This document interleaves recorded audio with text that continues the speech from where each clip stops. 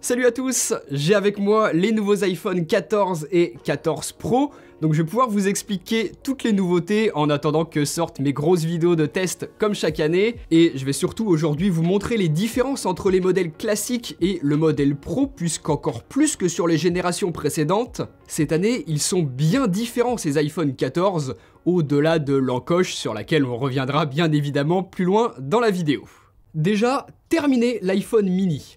Désolé pour ceux qui aimaient bien ce format compact, mais Apple en vendait tellement peu qu'ils ont arrêté et l'ont remplacé par un grand modèle. La gamme est simplifiée et on aura donc simplement un iPhone 14 et un 14 Pro en 6,1 pouces, accompagné d'un 14 Plus et d'un 14 Pro Max en 6,7 pouces, pour ceux qui préféreraient un plus grand écran et une plus grosse batterie. Cette année, c'est donc possible d'avoir une super bonne autonomie grâce au 14 Plus sans pour autant avoir besoin de forcément aller vers un modèle Pro.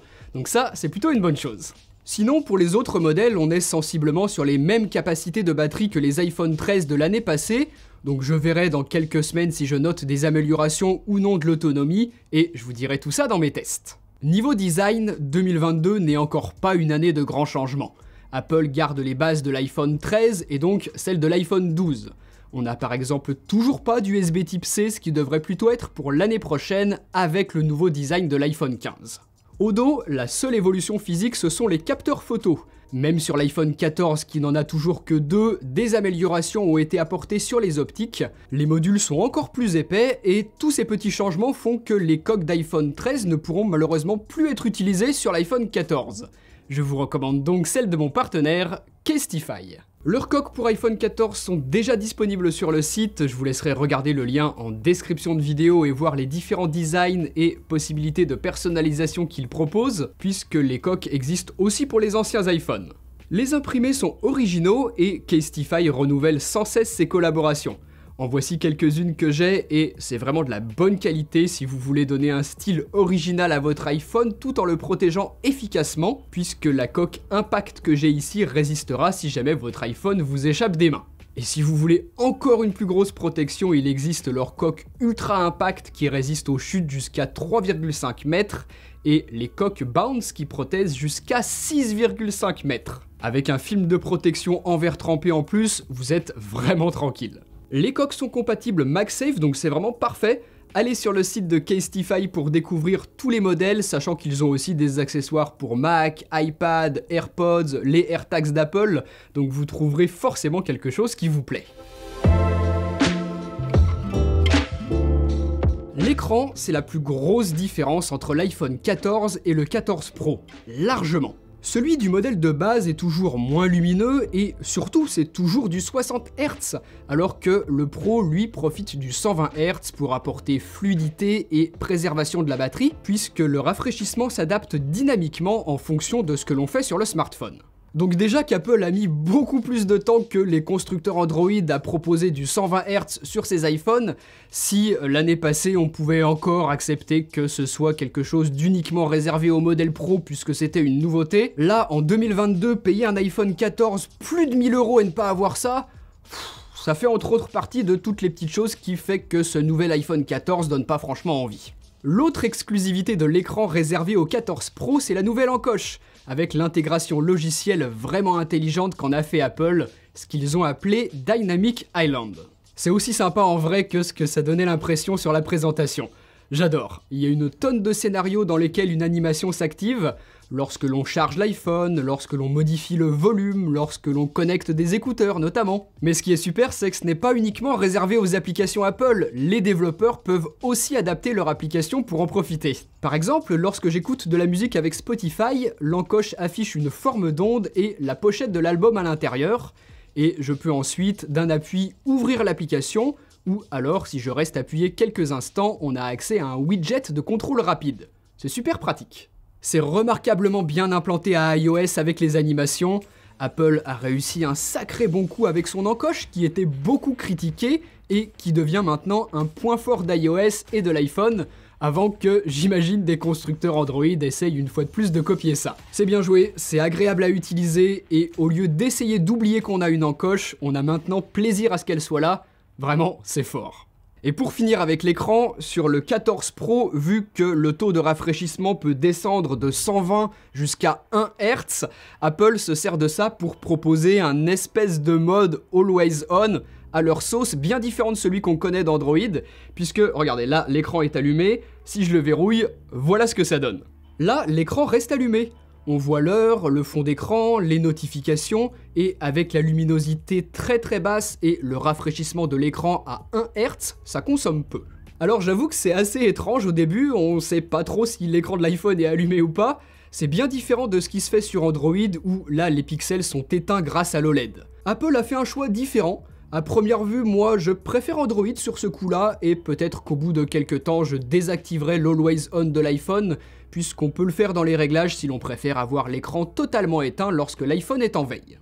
On a donc déjà 3 belles différences entre le 14 et le 14 Pro, mais si vous pensiez que c'était tout, attendez un peu de voir la suite. Pour la première fois, Apple réutilise une puce d'une génération précédente sur un nouveau modèle. L'iPhone 14 ne profite pas de la nouvelle puce A16 et n'aura donc pas la même puissance que le modèle Pro. Alors je vous rassure, ça n'a pas du tout d'impact sur la fluidité, la réactivité des menus, des applications. Ça reste une puce qui est extrêmement performante, beaucoup plus même que tout ce qui peut se faire sur les smartphones Android, malgré le fait que ce soit une puce qui a déjà 1 an. Mais en fait, cette différence de puce de l'iPhone 14 par rapport au 14 Pro, c'est surtout, j'ai l'impression, un bon prétexte pour Apple pour limiter les possibilités logicielles de l'iPhone 14. Par exemple, le mode ProRAW en photo, eh bien il est toujours réservé au modèle Pro. L'option n'est pas disponible sur l'iPhone 14, tout comme l'enregistrement vidéo ProRes qui reste une exclusivité des iPhone 13 Pro et 14 Pro. Strictement rien n'empêche ça, la puce A15 en est parfaitement capable puisque c'est exactement la même que celle qu'on avait sur l'iPhone 13 Pro de l'année dernière. Autre chose, la nouvelle puce A16 a une gravure plus fine que celle de l'A15, ce qui a un impact direct sur l'autonomie. Et ça, on le voit sur l'iPhone 14 Pro Max qui, a priori, aura 2 heures d'autonomie de plus que celui de l'année dernière, le 13 Pro Max, qui pourtant avait une batterie de plus grande capacité. Et enfin, le fait que l'iPhone 14 reste avec la puce A15, ça interroge sur sa durée de vie. Est-ce que lorsqu'Apple va arrêter de mettre à jour l'iPhone 13, ils vont également arrêter de mettre à jour l'iPhone 14 puisque c'est la même puce? Et est-ce que donc le 14 Pro aura lui une année en plus de mise à jour et donc une meilleure longévité? Impossible de le dire aujourd'hui, on verra bien à ce moment-là, mais en tout cas il y a de quoi se poser la question. Et finalement c'est peut-être ça le plus embêtant avec cette différence de puce entre ces deux modèles.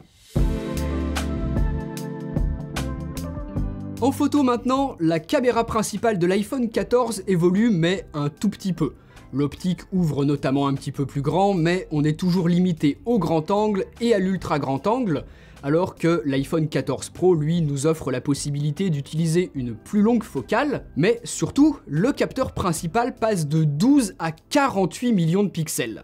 C'est une grosse amélioration et ça va permettre de faire des choses qu'on ne pouvait pas faire jusqu'à présent sur iPhone. Pour profiter de ces 48 millions de pixels, il faudra obligatoirement se trouver en mode ProRAW, où là, on peut choisir cette option dans les réglages.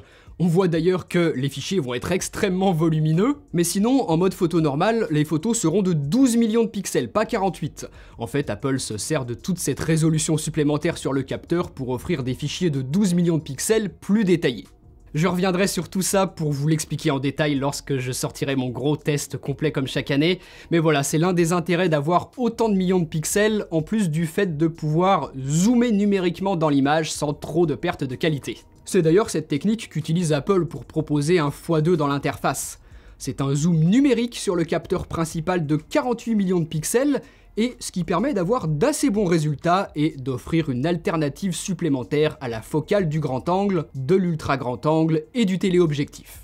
Voilà ce qu'il y a donc à savoir globalement sur la photo de l'iPhone 14 Pro, mais sinon sur les deux modèles, la qualité générale des photos a été améliorée, les capteurs sont plus grands donc captent plus de lumière, ce qui va donner de meilleurs résultats dans des conditions difficiles notamment, les optiques sont différentes, la caméra selfie, elle aussi, a été améliorée, il était temps. On a également un nouveau mode de stabilisation vidéo. Bref, si je pars là-dessus, on en a pour 2 heures. Je vous détaillerai tout ça dans mes vidéos de test lorsqu'elles seront disponibles d'ici quelques semaines. Enfin, sachez qu'il y a aussi 2 autres nouveautés sur le 14 et le 14 Pro, mais que l'on n'aura pas en France. Premièrement, la possibilité d'envoyer un message de détresse via satellite si l'on n'a pas de couverture réseau. Et deuxièmement, la disparition de la carte SIM physique au profit du système eSIM. Donc voilà pour tout ce qu'il y a de nouveau cette année sur ces nouveaux modèles et surtout les différences qu'il y a entre l'iPhone 14 et le 14 Pro. Il va encore une fois faire clairement partie des meilleurs smartphones de l'année. La partie photo va être extrêmement intéressante à tester. Par contre, l'iPhone 14, honnêtement, je le trouve très peu intéressant. On fait souvent la blague d'une année sur l'autre que le nouvel iPhone c'est le même que celui d'avant, mais là avec l'iPhone 14, c'est littéralement un iPhone 13 avec seulement quelques toutes petites améliorations en photo. Rien de plus. Et surtout, avec ce que je vous ai expliqué sur la puce, s'il a exactement la même durée de vie qu'un iPhone 13, je vois strictement aucun intérêt à l'acheter, cet iPhone 14, alors que le 14 Plus, lui, pourquoi pas, puisque comme je vous le disais tout à l'heure, c'est l'opportunité d'avoir une excellente autonomie, sans pour autant acheter un modèle Pro comme c'était obligatoire les années précédentes. Apple a donc choisi cette année de sacrifier l'iPhone 14 pour à nouveau bien marquer la différence de sa gamme. C'est regrettable pour nous, puisque si on veut de la nouveauté, il faut acheter le modèle Pro, mais du point de vue d'Apple, c'est une stratégie logique, malheureusement.